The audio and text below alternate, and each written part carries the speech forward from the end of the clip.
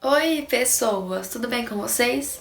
No vídeo de hoje eu vim trazer a resenha do livro Casos de Família, da Ilana Kazoy, do caso Arquivos Richthofen.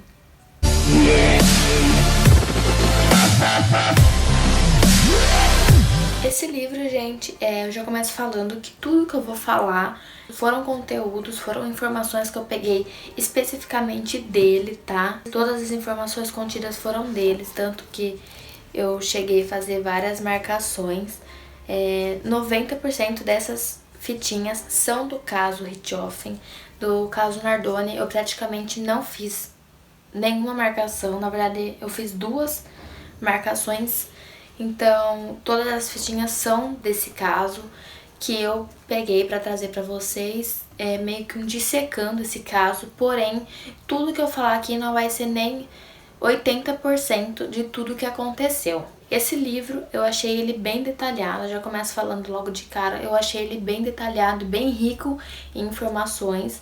Então, se você quer saber a fundo realmente o que aconteceu na história, detalhadamente, eu recomendo muito esse livro para você. O crime ocorrido foi que a Suzane matou os pais, o Manfred e a Marisia. Ela era uma estudante de direito na PUC e ela era o padrão, a loira, inteligente. Ela era recomendada pelos professores, era a aluna assim que sempre tirava as melhores notas. Não era uma pessoa que você fosse esperar que tivesse assim um surto desses, vamos dizer assim. Tanto que no livro chega assim a ser perguntado o porquê desse parricídio, né, e matricídio, que fala, ter tomado tamanha proporção, né? Se era realmente o porquê dela ser branca, dela ser o padrão, né, de ser uma pessoa tão culta e ter feito um ato desses tão horrendo, enquanto a mãe dela era psiquiatra, uma psicanalista. E então, assim, como que ela não percebeu o comportamento da filha, né, das coisas que estavam se passando na cabeça dela. E aí as perguntas, né, ela odiava os pais, ela realmente queria matá-los. Chega depois até a ser descoberto que a Suzane, ela nunca foi passada por uma avaliação psiquiátrica, ela nunca foi testada, ela nunca fez uma terapia, ela nunca, nem nada do tipo, para saber se ela realmente tinha algum problema mental, algum transtorno, enfim, qualquer coisa do tipo, mesmo a mãe dela sendo dessa área. O crime foi cometido dia 31 de outubro de 2002 pela Suzane, o Daniel Cravinhos, que era o namorado da Suzane na época, e pelo Christian Cravinhos, que era irmão do Daniel, que até então ele não fazia parte inicialmente do plano. O motivo disso tudo, na verdade, era porque os pais, a Marisia e o Manfred, eles não apoiavam o relacionamento da Suzane com o Daniel. Eles achavam que o Daniel não era o cara certo para ela, porque ela era um nível muito acima dele, ela era muito melhor que ele, ela merecia coisa melhor, e eles não aprovavam o relacionamento, e a Suzane estava disposta a passar acima de tudo para ficar com ele. Então eles começaram a namorar contra o gosto dos pais. Então, conforme foi passando o tempo, os pais foram dificultando cada vez mais os encontros de Suzane e Daniel, e aí foi fazendo com que o casal cada vez mais nutrisse essa vontade de eliminar o casal, né, o Manfred e a Marisia no caso. Então foi onde eles arquitetaram o plano, eles tiveram essa ideia, né, no caso de início a Suzane, e aí ela começou a guardar luvas cirúrgicas da mãe dela, e o Daniel começou a fabricar os porretes que ele usaria, né, para cometer o assassinato. No entanto, de início seriam apenas a Suzane e ele no plano, porém depois eles acrescentaram o Christian, que era irmão do Daniel, né? É irmão do Daniel. E assim eles arquitetaram o plano certinho, combinaram. E um dia que os pais da Suzane estavam dormindo, o irmão mais novo de Suzane estava no Red Play, que era um lugar que ele costumava ir, tipo uma lan house, alguma coisa assim. A Suzane foi até a casa, né, com os pais já dormindo, entrou deu sinal, foi até o quarto, viu que os pais estavam dormindo, deu sinal para os dois que eles estavam dormindo. E o Daniel e o Christian entraram, a Suzane desceu, ela ficou no andar de baixo, ela não viu o ato acontecendo. O Daniel cuidou do Manfred e o Christian cuidou da Marisia, né, de fazer todo o acontecimento lá. Acabou que, como eles não entendiam muito bem de anatomia, eles deram uma pancada na cabeça da Marisia e ela começou a fazer um som por causa do traumatismo craniano, e eles não sabiam como abafar aquele som que estava muito alto, era um grito ensurdecedor. Ela sofreu muito antes de morrer, o Manfred ele também sofreu, porém ele morreu muito mais fácil com as pancadas que ele levou do porrete, com ferros em volta. Então assim, foi uma morte muito dolorosa que a Marisia acabou tendo. E após tudo isso, né, após a morte, eles deram um jeito de fazer o local parecer como se tivesse sido um assalto. Então eles pegaram a arma do Manfred e colocaram ali perto da vítima, como se a vítima tivesse matado, e começaram a revirar a casa, revirar a biblioteca, na intuição de querer mostrar que havia sido um assassinato, mas através de assaltantes, que a casa havia sido invadida. Após realizar todo o plano, a Suzane foi embora, né, da casa, fugiu de lá, e aí ela foi pra um motel. O Christian foi embora, e aí ela e o Daniel foram pra um motel. Eles fizeram uma cera e depois eles foram buscar o irmão mais novo dela no Red Play e foram pra casa. E aí quando eles chegaram lá na casa, ela fingiu aquela surpresa em ver a casa toda revirada, e ela não quis, né, deixar com que o irmão dela subisse, porque ela sabia que o irmão mais novo dela iria encontrar. Então ela falou que iria ligar pro Daniel.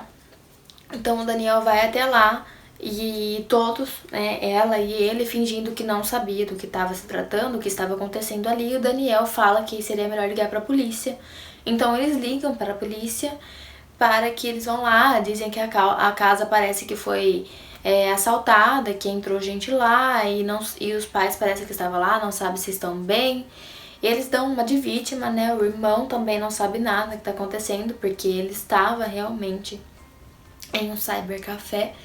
Então a polícia chega, entra lá e acaba encontrando o Manfred e a Marisia mortos. Então assim, esse foi no modo resumido tudo o que aconteceu. Então agora eu vou contar mais detalhadamente como foi que o crime foi cometido. Eles cruzaram a área da piscina que fica entre a garagem, que ficava entre a garagem e a porta, e aí eles entraram na casa que já estava com a porta aberta. A Suzane na frente entrou, deu passagem livre para eles. O Daniel ficou de um lado do quarto, o Christian do outro, e aí a Suzane deu o passe livre, né, falou vai, e aí eles foram, e nisso ela desceu as escadas porque ela não queria ver a carnificina acontecendo. Foi aí que eles começaram a matar, e eles começaram a dar muitas porradas, muitas com os porretes, né, de ferro, os bastões, amarraram ferros e eles batiam muito, muito mesmo. Porém, quando a pessoa ela sofre um traumatismo craniano, a base da sua língua ela não se sustenta mais, causando sufocamento, que é a terrível morte agônica que fala. E aí, na tentativa da vítima fazer com que o ar passe nos pulmões, começa a sair um barulho muito alto, muito horrível, tipo um ronco, e só para esse barulho até que a pessoa morra, né, até que a pessoa realmente assim pare completamente. E assim, os assassinos que não entendiam de anatomia não estavam preparados para uma coisa dessas. Isso acaba falhando, né, a ordem dos fatos, os acontecimentos. E aí eles foram no banheiro, pegaram uma toalha molhada e colocaram na boca da Marisia, para cessar o ronco. Só que ele viu que não funcionava, ele tentou colocar toalha molhada no rosto, não funcionava, colocou também no rosto do Manfred para não ter que, né, ficar olhando aquela cena. Mas no da Marisia realmente não parava aquele barulho, aquele ronco todo. E aí foi, pegou uma jarra com água, tentou jogar pra ver se cessava o ronco e não parava.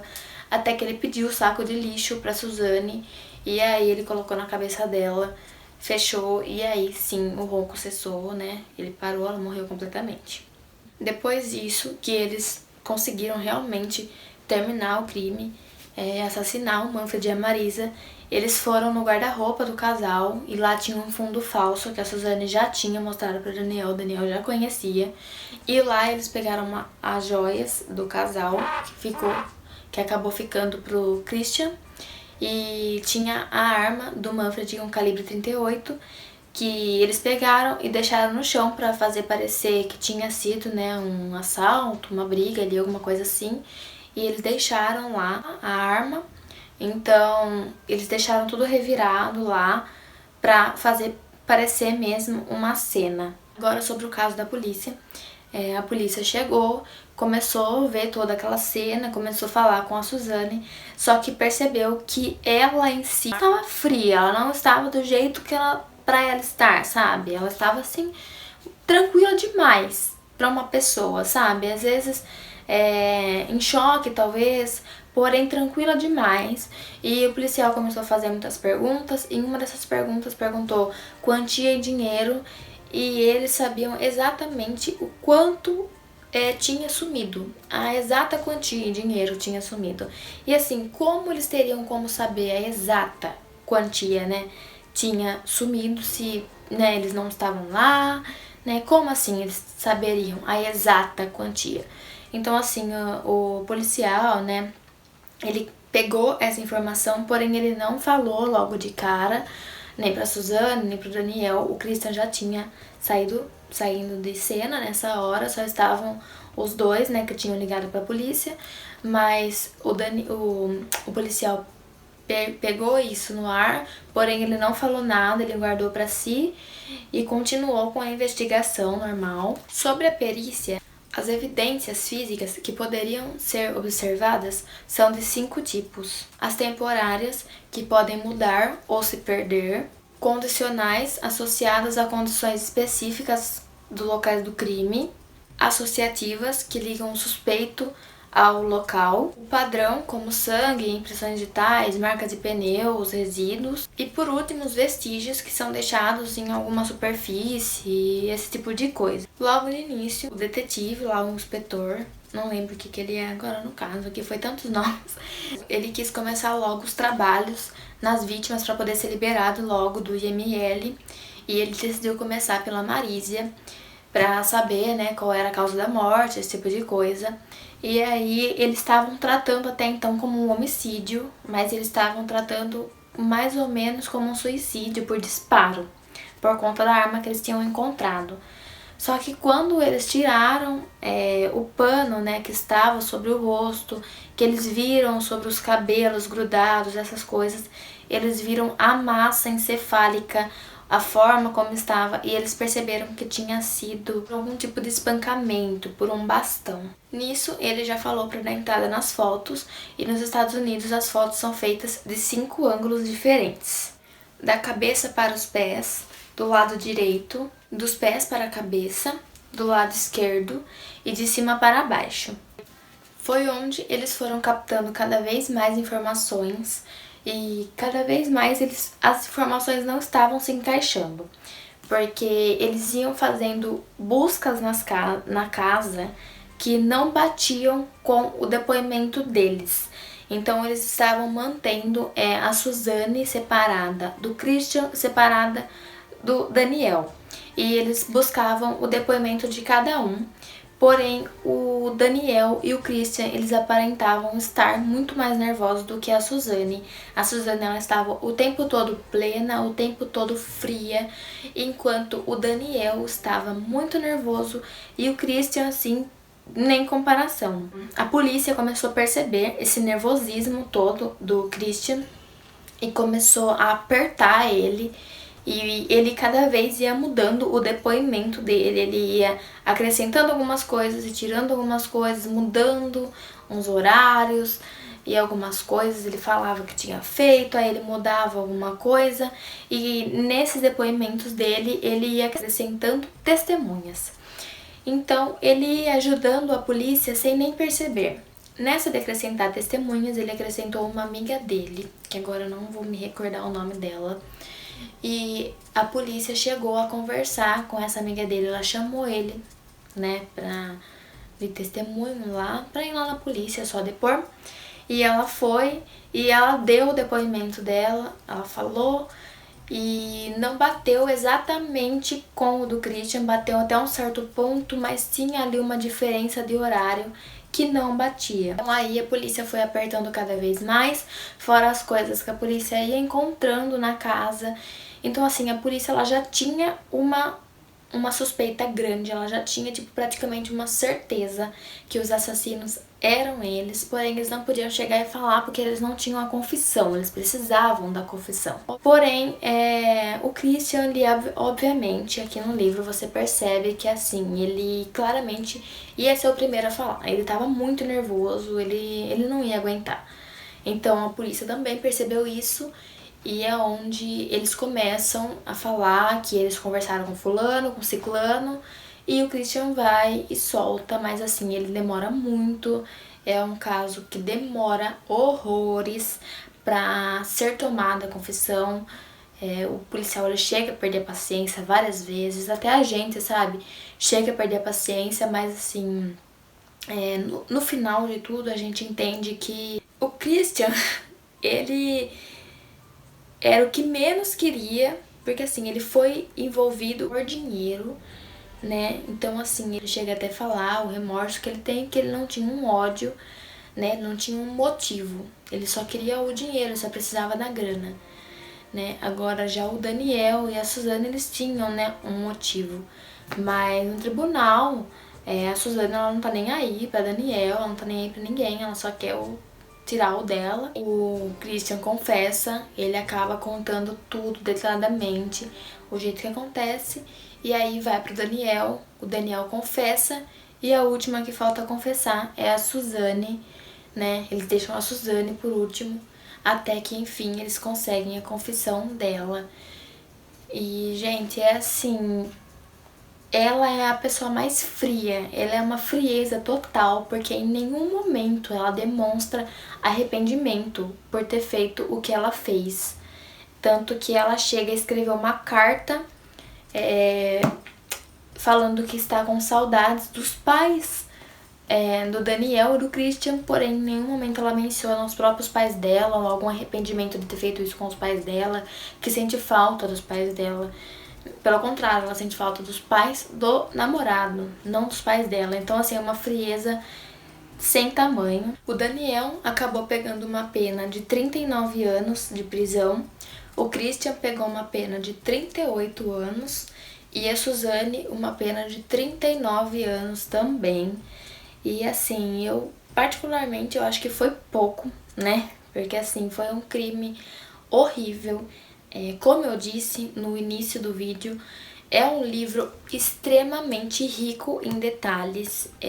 Você não é um livro cansativo.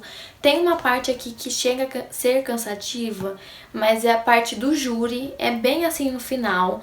Mas assim, no acontecimento, você vai vendo, sabe? Você vai lendo, porque é tudo muito detalhado, como as investigações foram feitas, como tudo foi se ocorrendo. Você fica se perguntando até onde chega a maldade do ser humano, sabe? Até onde o ser humano é capaz de ir, né? Com a pessoa assim que fez tudo por você, com a pessoa que te deu a luz, que te colocou no mundo, sabe?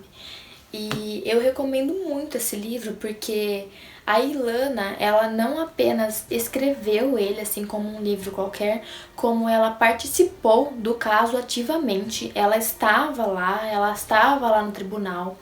Tanto que aqui tem fotos do caderno dela, né, que ela mesma fez no julgamento. E também contém fotos dos réus. Então tem foto da Suzane, tem foto do Daniel, tem foto do Christian, deles simulando como ocorreu mesmo a cena, deles com o bastão erguendo tudo. Então assim, é um livro extremamente completo, sabe? Tem tudo mesmo aqui.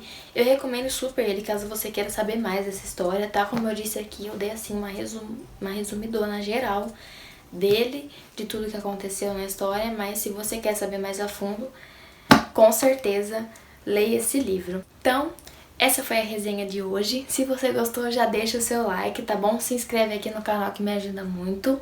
Caso você queira comprar esse livro ou qualquer outro, eu vou deixar meu link da Amazon aqui embaixo. Não vai afetar em nada comprar pelo meu link, só ajuda meu canal a crescer, não altera em nada o valor da sua compra.